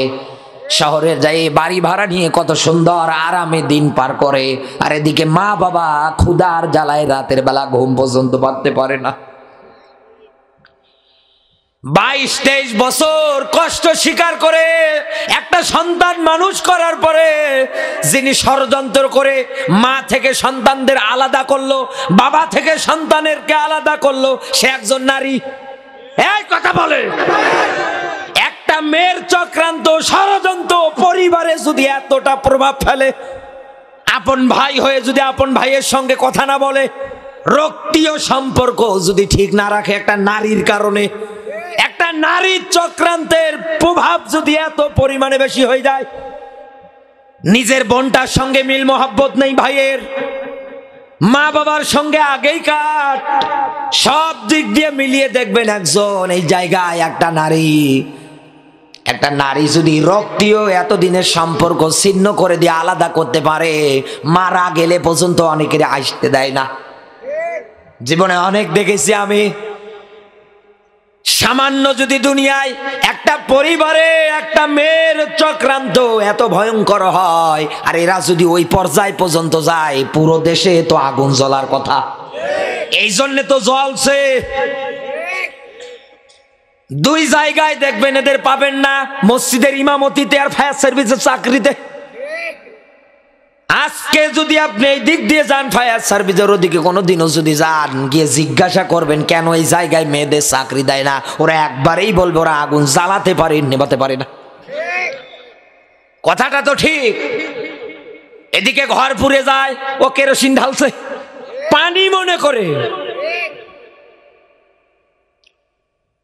এই দুনিয়ার ময়দানে মা বোন যারা আছেন আমার কথাটাতে কষ্ট নেবেন না, এটাই সমাজের সবচাইতে এখন বড় দাঁড়িয়েছে এই দেশে। এই যে পাশে আসার সময় দেখলাম বৃদ্ধাশ্রম, পুরো এলাকা, কত বড় একটা এলাকা জুড়ে, কত বড় জায়গা নিয়ে এইরকম বৃদ্ধাশ্রম আমিও পেয়েছিলাম সেই কিশোরগঞ্জ যাওয়াতে, গাজীপুর বাইপাস হয়ে যে মেইন রোড কিশোরগঞ্জ চলে গেছে পাকুন্দিয়া হয়ে। যে দৃশ্যগুলো আমি দেখেছি, কি অবস্থা! এত নিষ্ঠুর হতে পারে সন্তান? অধিকাংশ মা বাবা গুলো পড়ে আছে, কারো সন্তান পুলিশের চাই, কেউ ইঞ্জিনিয়ার, কেউ ডক্টর। এক মুরব্বীর পেয়েছি, ওনার গোল এখন পর্যন্ত ইংরেজিতে কথা বলছে। কি গো, পাগল নাকি? ম্যানেজার সাহেব আমার বলছে, না উনি কত শিক্ষিত আপনি জানেন? পাকিস্তান পিরিয়ডের সেই ইংরেজির উপরে ওনার পড়াশোনা। চিন্তা করছি, আল্লাহ, এই লোক। চাচা আপনার ছেলে কি করে? ইংরেজিতে বলছে, আমার ছেলে ডক্টর। আপনি এখানে কেন? কই জানি না। চিন্তা ভাবনা করে দেখেন, হিসাব অঙ্ক মিলিয়ে দেখেন, ওই জায়গাও যিনি ষড়যন্ত্র করেছে, চক্রান্ত করেছে ওই নারী। এক কথা বলেন না কেন? আর যুবক, কষ্টের টাকা মা বাবার কাছ থেকে তুমি নাও, গদখালিতে গিয়ে ফুল কিনে 14 ফেব্রুয়ারির জন্য অপেক্ষা করছো, তোমার কপালে ঝাঁটা মারা উচিত। পড়াশোনা নেই, কিছু নেই, পড়াশোনা বাদ দিয়ে পড়ে আছে বিভিন্ন জায়গায়। মা বাবা কষ্ট করে বাইরে রেখেছে টাকা পয়সা দিয়ে, ও ভার্সিটির ছাত্রে মেয়ে নিয়ে বাদাম খাচ্ছে, আর বাড়িতে এদিক মা বাবা গল্প করে বলছে, ছেলে আমার ভার্সিটিতে কি করছে, গিয়ে দেখেন তো একবার। আমার বন্ধুরা, এই জন্য আমি আপনাকে এই মেসেজটা দিয়ে রাখলাম, সামান্য পরিবারটাই যদি এই পরিমাণ হতে পারে, তাহলে বড় বড় জায়গাগুলো কি হতে পারে। আর মেয়েদের ষড়যন্ত্র, মেয়েদের চক্রান্ত, এই ব্যাখ্যাটা আমরা পেয়েছি নবী ইউসুফের জীবনী থেকে। জুলাইখা ষড়যন্ত্র করে নিজেই খারাপ কাজ করার জন্য চিন্তা ভাবনা করলেন। উল্টো পরে আবার যখন নবী ইউসুফ দৌড়াচ্ছিলেন, পিছন দিক দিয়ে থাবাও মারলেন, আটকাতে পারলেন না, জামাটা পর্যন্ত ছিঁড়ে গেলেন। সর্বশেষ যে দরজা খোলার সঙ্গে সঙ্গে তাকিয়ে দেখে সামনে আজিজে মিশর দাঁড়িয়ে আছে। আজিজে মিশর দেখছে ইউসুফ নবী সামনের দিকে দৌড়ে আসতেছে, জুলাইখা তার পিছনে। যখন এই জুলাইখা দেখেছে সামনে আজিজে মিশর তার স্বামী, এইবার কান্নার ভান করে করে বলতেছে, এই না তোমার কেনা গোলাম, আজকে দেখো আমার দিকে খারাপ দৃষ্টি দেয়। কি গো? নবী ইউসুফ অবাক হয়ে গেল, এ কি বলে, এ কেমনে সম্ভব? তেনার কাছে তো ওইভাবে কথা বলার মতো পরিস্থিতি ওই জায়গার মধ্যে নেই, এখানে ভালোভাবে মজবুত ভাবে কথা বলা লাগবে। এই জন্যেই তিনি তার রবের কাছে সাহায্য চেয়েছিলেন, রব সাহায্য করেছিলেন। অকানা হাক্কানা আলাইনা নাসরুল মুমিনিন, ইমানদার মুত্তাকিরা বিপদে পড়লে আল্লাহর পক্ষ থেকে সাহায্য করা ওয়াজিব হয়ে যায়।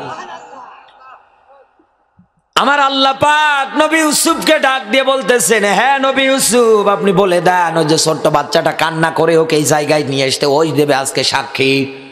ছোট্ট বাচ্চা সামনে এসে হাজির হওয়ার পরে জবান দিয়ে বলছে, সামনে থেকে যদি জামাটা ছেঁড়া হয় নবী ইউসুফের, তাহলে নবী ইউসুফ দোষী হয়ে যাবে, আর যদি পিছন দিকে ছেঁড়া হয় জুলাইখা দোষী। সঙ্গে সঙ্গে আজিজে মিশর তাকিয়ে দেখে আসলেই তো জামাটা পিছন দিক দিয়ে ছেঁড়া। সঙ্গে সঙ্গে আজিজে মিশর ডাক দিয়ে বলে, জুলাইখা, তোমার রূপে গুণে, তোমার কান্নার ছলনায় আমি মগ্ন হয়ে গিয়েছিলাম, আমি পাগল হয়ে গিয়েছিলাম, কিন্তু একটা মেয়ের ষড়যন্ত্র চক্রান্ত যে এত ভয়ঙ্কর হতে পারে আগে জানতাম না। আর আমাদের দেশের সেই যুবকেরা ওদের পিছে ঘুরঘুর করে দৌড়াচ্ছে। স্কুল ছুটি হয়, স্কুলের বারান্দার সামনে গিয়ে হাজির, গেটের সামনে হাজির, মানে এতিম, কিছুই খায় না। হায় আল্লাহ, এই যুবকদের হেদায়েত যেন দান করে, বলেন আমিন। আমার বন্ধুরা, এই দুনিয়ার ময়দানে মায়েরা যারা আছে তারা যেন আয়াতটা নিয়ে একটু গবেষণা করে চিন্তা করে যে কেন আল্লাহ আমাদের ব্যাপারে এই তথ্য দিলেন। এত সম্মান দেওয়ার পরে আল্লাহ যেন আমার মা বোনগুলোকে হেদায়েত দেয়, বলেন আমিন। এবার আসেন আমরা মূল পয়েন্টে যাই। মানুষও দুর্বল, শয়তানের চক্রান্ত দুর্বল, কিন্তু নারীদের চক্রান্তটা ভয়ঙ্কর। আমাদের মেইন পয়েন্ট ছিল কাফেরেরা চাইবে কিভাবে কোরআনের আলো নূর বিদায় করে দেবে মুখের ফু দিয়ে। এই যে রাব্বি ভাই বসে আছে, একদম যুবক মানুষ, এই জায়গার মধ্যে আমি যদি নেমপো বাবাতি, চেনেন তো নেমপো কুপি, আগুন লাগিয়ে দেওয়ার পরে জায়গায় রাখার পরে ভাইকে যদি বলি ভাই একটু পিছিয়ে গিয়ে ফু দেন তো, এইটা নেবানো সম্ভব? সম্ভব না? নিববে না? নিববে না কেন? নিববে না, একবারেই নিবে যাবে। মোমবাতিতে আগুন দেন, দেওয়ার পর পরে ফু দেন, দেখবেন মোমবাতির আগুনও নিবে যাবে। এরপর পরে একটা শুকনো পাটখড়ি নেওয়ার পরে আগুন ধরিয়ে দেন, দেওয়ার পরে ফু দেন, দেখবেন এই পাটখড়ির আগুনও নিবে যাবে। এখন আপনি আপনার কাছে প্রশ্ন রাখতে চাই, আল্লাহর কোরআনের জবাব ব্যাখ্যা অনুযায়ী ইন্নাদ-দীনা ইনদাল্লাহিল ইসলাম, আল্লাহর কাছে গ্রহণযোগ্য মনোনীত একটা জীবন ব্যবস্থা, তার নাম, আরো জোরে বলেন, ইসলাম। এই কোরআন নাজিলের ধারাবাহিকতা অনুযায়ী আল্লাহ পাক বলেন আমি কোরআন নিজে হেফাজত করব, হাফিজুন। তাহলে কোরআনও আল্লাহর, ইসলামও আল্লাহর, আপনি আমি সবাই তো আল্লাহর, এ জমিনও আল্লাহর, সব কিছু আল্লাহর। ওই মালিকে আবার বলছে ওরা তো চাইবে কি মুখের ফু দিয়ে ইসলামের আলো, কোরআনের আলোটা নিভিয়ে দিতে, বন্ধ করে দিতে। চাইবে কেমন করে? মানুষ তো দুর্বল হয়ে গেল, মানুষ তো ফু দিয়ে সামান্য এই জিনিসগুলো নেভাতে পারে, কিন্তু এই কোরআনের বিধান তো নেভানো সম্ভব না। সম্ভব? আরো জোরে বলেন। তো আল্লাহ কি ভুল ব্যাখ্যা দিয়েছে? এই জায়গার মধ্যে এবার গবেষণা করে আমরা দেখি কি পাওয়া যায়। আল্লাহ পাক এবার আর এক জায়গায় এ ব্যাপারে তথ্য দিচ্ছেন। আল্লাহ পাক বলেন লিসানা ওয়া শাফাতাইন, বলেন আল্লাহু আকবার। সূরা বালাদ 90 নাম্বার সূরা, 30 নাম্বার পারার প্রথম নাম্বার রুকুর 9 নাম্বার আয়াত। ভালো করে বুঝবেন কথাটা। সূরা বালাদের 90 নাম্বার, সূরা বালাদের 9 নাম্বার আয়াতের মধ্যে আমার আল্লাহ পাক ডাক দিয়ে বলতেছেন আমি মানুষদের জন্য বানিয়েছি ঠোঁট আর জিহ্বা। এই যে রাব্বি ভাইকে এখন যদি বলি ভাই মুখ দিয়ে একটু বাতাস বের করেন, ফু দেন তো, ওনার ঠোঁটও কাজ করা লাগবে, জিহ্বাও নাড়ানো লাগবে। কথা বলেন না কেন? এই দুইটা অঙ্গ প্রত্যঙ্গের ব্যবহার লাগবেই, তারপরে না ফু বের করতে পারবে, বাতাস বের করতে পারবে মুখ দিয়ে। আমি যেমন কথা বলতেছি, এই কথা বলার ক্ষেত্রে ঠোঁট যেমন নড়ছে ওই গতিতে কিন্তু কথা বের হচ্ছে। আপনারা আমার কথা জবাব দিচ্ছেন কিন্তু একই কায়দায়, ওই ঠোঁট আর জিহ্বার সাহায্যে। আমার আল্লাহ পাক এই ফুর ব্যাখ্যাটা বলতে এইটাই বুঝিয়েছে, এই দুনিয়ার ময়দানে কাফের বেঈমান যারা আছে তারা এই ঠোঁট আর জিহ্বাকে কাজে লাগিয়ে ইসলামের বিরুদ্ধে হাজার হাজার মিথ্যা কথা রচনা করবে। মানুষদেরকে ইসলাম থেকে দূরে ঠেলে নিয়ে যাওয়ার জন্য হাজার হাজার মিথ্যা কথাগুলো একটার পর একটা রটাবে, ষড়যন্ত্র করবে, কৌশল করবে। যেমন করেছিল আবু জাহেল। দূর দূরান্ত থেকে লোকজন আসতো নবীজির সঙ্গে দেখা করার জন্য। আবু জাহেল বলতো ওর কাছে যেও না, গেলে পরে তোমরা পাগল হয়ে যাবা। লোকজন বলতে কি বললে? বলে হ্যাঁ, ওর কাছে যেও না, তোমরাও পাগল হয়ে যাবে। লোকজন বলতে এ কেমন পাগল, যার কাছে গেলে ভালো মানুষও পাগল হয়ে যাবে, তাহলে তো সবাই লাগে। এই রকম করে আবু জাহেল মিথ্যা কথা বলার পরেও যখন দেখছে মুহাম্মাদুর রাসূলুল্লাহ সাল্লাল্লাহু আলাইহি ওয়াসাল্লাম সামনের দিকে এগিয়ে যাচ্ছে, এইবার আবু জাহেল আরো শক্তভাবে পদক্ষেপ নিচ্ছে। কি? আমার আল্লাহ এই কথাটাও কোরআনে কারিমের মধ্যে সুন্দর করে ব্যাখ্যা করে দিয়েছেন, নুন ওয়াল কলামি ওয়া মা ইয়াসদুরুন। নুন হচ্ছে হরফে মুখাত্তাত। কোরআনের 29 জায়গায় এরকম ওয়ার্ডগুলো আছে, এগুলোর অর্থ একমাত্র আল্লাহ ভালো জানে। আল্লাহ পাক বলেন ওয়াল কলামি ওয়া মা ইয়াসদুরুন, আমি কলম বানিয়েছি। কলমটা বড় দামি জিনিস। এই দুনিয়ায় মিলিয়ে দেখবেন কাফের বেঈমান যারা আছে ওরা যখন দেখে মুখের কথায় কাজ হয় না তখন ওরা কলম চালায়। এক কথা বলেন না কেন? যখন মুখের কথায় কাজ হয় না তখন কি লাগে? কলম। এই কলম হাতে নেওয়ার পর পরে আবু জাহেল দারুন নদওয়ার ওই সময়ের মধ্যে সবচাইতে বড় সংসদের নাম হচ্ছে দারুন নদওয়া। এই দারুন নদওয়ায় বসার পর পরে নবীজির বিরুদ্ধে সাইন স্বাক্ষর করে তৈরি করতেছে, মোহাম্মদ আলটিমেটাম প্রথম নাম্বার তোমাকে হত্যা করে ফেলবো যদি দিনের দাওয়াত দাও বন্ধ না করো। 2 নাম্বারে তোমাকে কারাগারের মধ্যে আবদ্ধ করে ফেলবো। 3 নাম্বারে এই দেশ থেকে তোমাকে তাড়িয়ে দেব। দারুন নদওয়ায় আবু জাহেল সংসদে বসে এই বিলগুলো পাশ করেছিলেন কলম দিয়ে লিখে লিখে।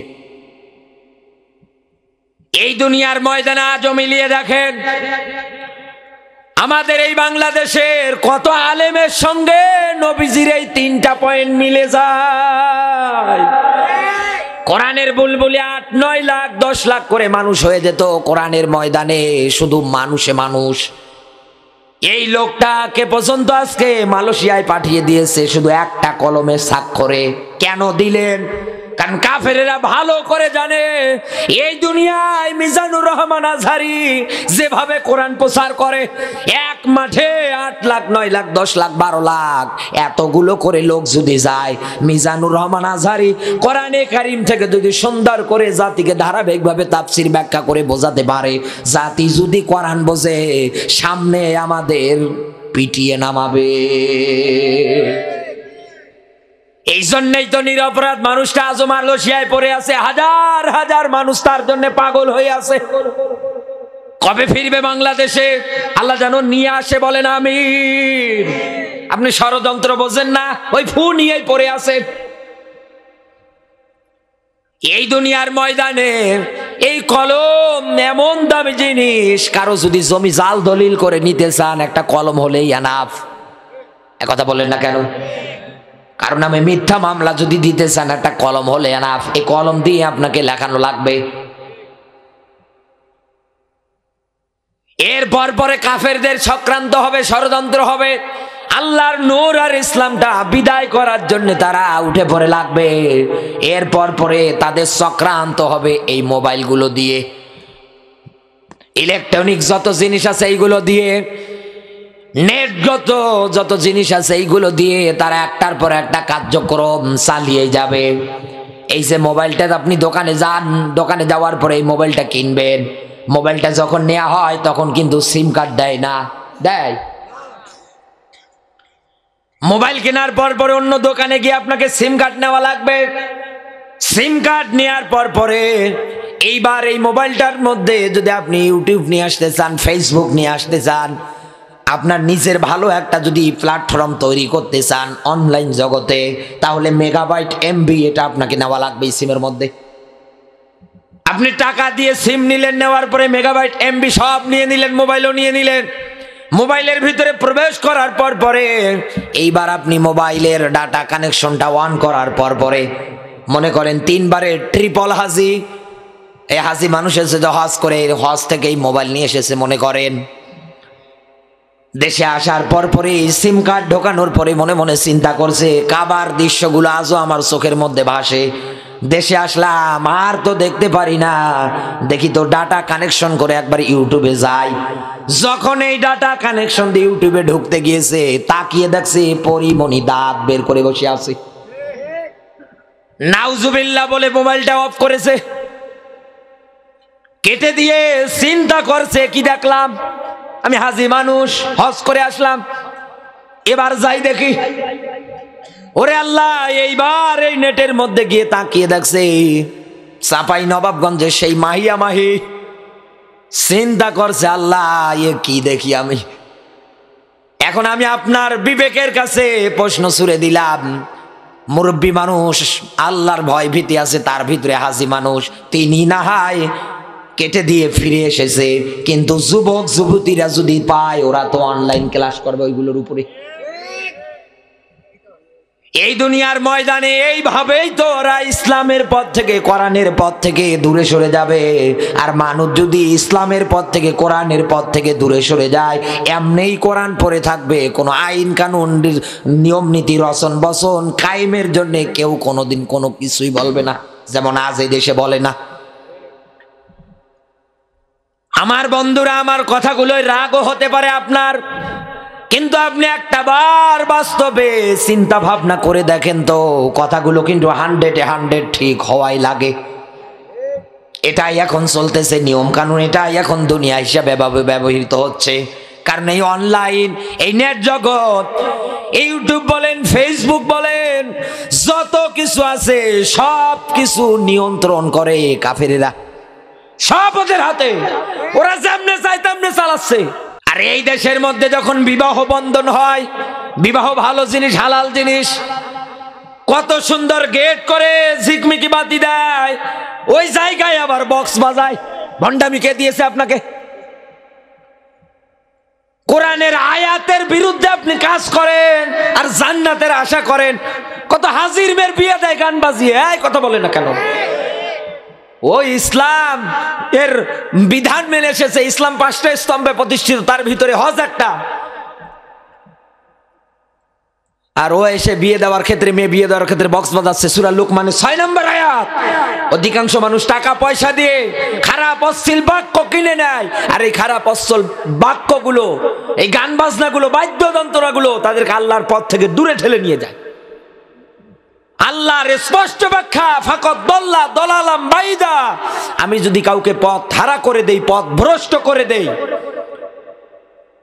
কেউ যদি পথ ভ্রষ্ট হয়ে যায় তার কৃত কর্মের কারণে, আল্লাহ পাক বলেন, বল কেউ কি আছে তোকে পথ দিবে? কেউ নেই। আজ আমরা এরকম পথ হারা, দিনের পথ থেকে আমরা হারিয়ে যাচ্ছি। কোনো চেষ্টা, কোনো প্রচেষ্টা আমাদের ভিতরে নেই। মালিক এইবার আপনার ইমানটা জাগ্রত করার জন্য, মজবুত করার জন্য, মালিক এইবার আপনাকে ডাক দিয়ে বলতেছে, আল্লাহু মুতিম্মু নূরিহি ওয়ালাউ কারিহাল কাফিরুন।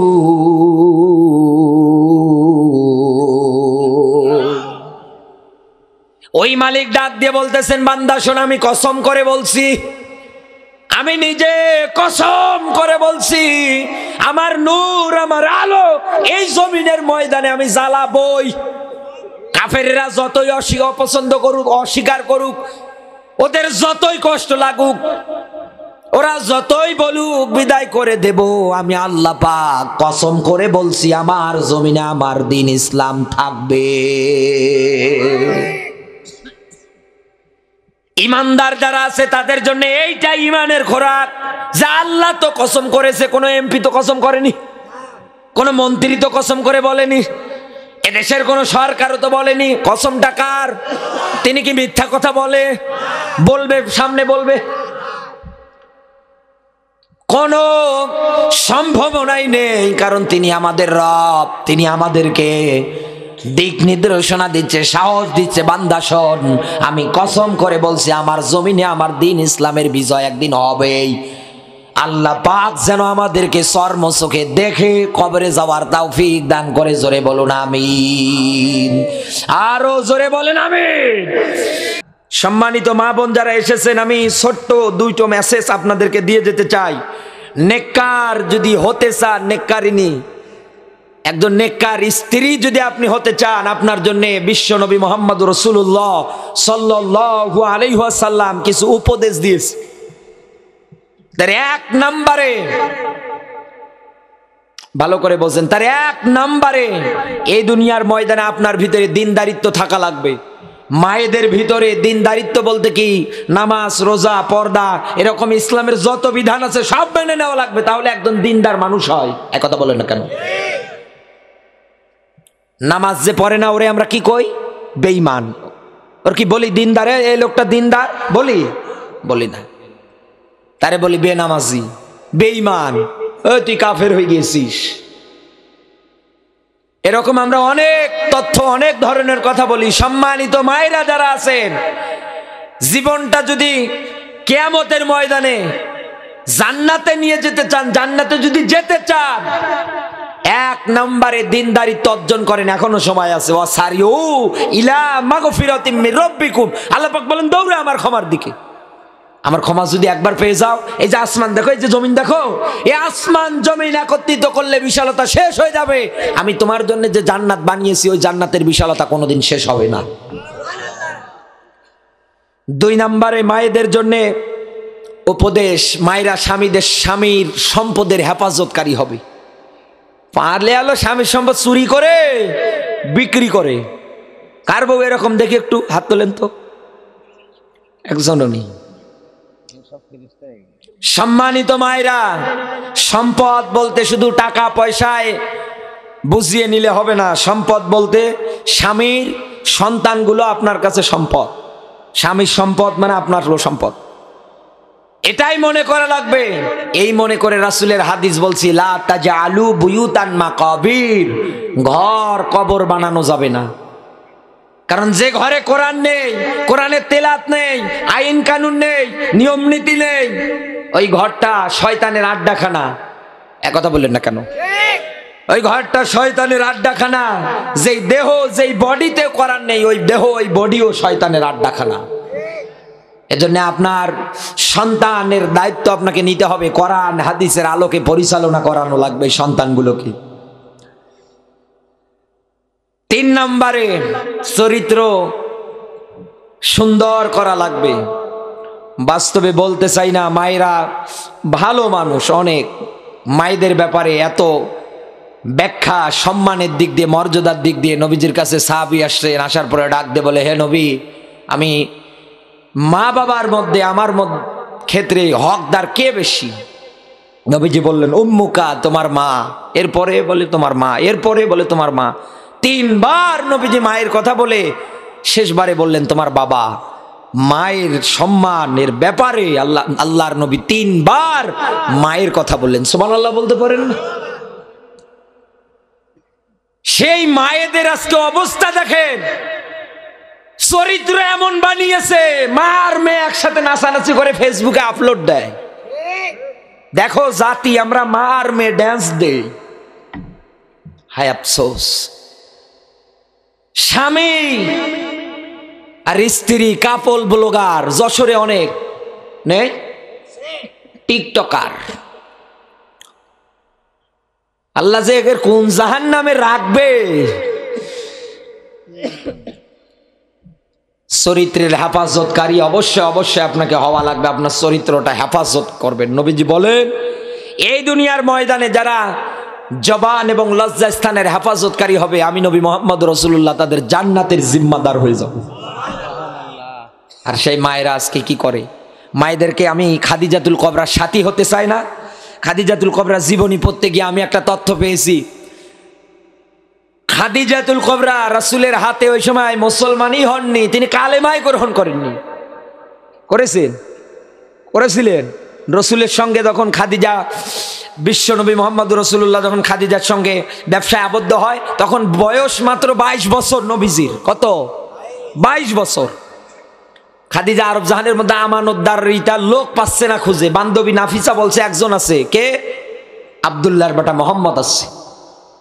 ঠিক আছে, ব্যবসার হিসাব নিকাশ সব বুঝিয়ে দিলেন, মালপত্র বুঝিয়ে দিলেন। সারা দিন কেটে যাওয়ার পরে সন্ধ্যাবেলা এসে খাদিজার কাছে একুরেট 100% হিসাব বুঝিয়ে দিয়ে গেলেন, আমানত বুঝিয়ে দিয়ে গেলেন। খাদিজা অবাক হয়ে গেলেন। এতদিন আমি মনে করেছিলাম আরব জাহানের মধ্যে কোনো আমানতদারিতা নেই, কিন্তু আব্দুল্লাহর বেটা মোহাম্মদ আমার ভুল ভেঙে দিয়েছে। এই খাদিজাকে আরব জাহানের লোকেরা ধনী, প্রচুর ধনী ছিলেন তিনি। এর আগেও তার বিয়ে হয়েছিল। এত ধনী, এত সুন্দরী, এত রূপবতী একজন নারী ওই সময়ের মধ্যে মুশরিক ছিলেন, সে কিন্তু ইমানদার ছিলেন না। তারপরেও লোকেরা তাকে নাম ধরে ডাকতো তহেরা, পবিত্র নারী, সতী নারী। সুবহানাল্লাহ বলতে পারেন না? খাদিজার নাম উঠলেই বলতো খাদিজা তো তহেরা, সে তো একজন পবিত্র নারী, সে তো একজন সতী নারী। আরে দেশের মুসলমান মায়েদের অবস্থা দেখেন, 3টা সন্তান হয়েছে, আর একজনের হাত ধরে পালিয়ে যাচ্ছে। 4 নম্বরে মায়েদের জন্য আমার উপদেশ, মায়েদেরকে ঘরে অবস্থান করতে হবে। মায়েরা ঘরে অবস্থান করবে, বাইরে বের হলেও পর্দা সহকারে আপনাকে বের হতে হবে। আপনি চাকরি করেন, নিষেধ নেই, পর্দা করেন। এমন বোরকা পরবেন যে বোরকার নিচে 80 বছরের বুড়ি আছে না 10-20 বছরের যুবতী আছে, এটা যেন বোঝা না যায়। আর ওরা এমন বোরকা গিয়ে বাজারে পিছনে আবার ফিতা আছে। আল্লাহ আমার এই মা বোনগুলোকে যেন হেফাজত করে, জোরে বলুন আমিন। মায়েরা মনে মনে দোয়া করবে, আল্লাহ হুজুরের মরণ দাও।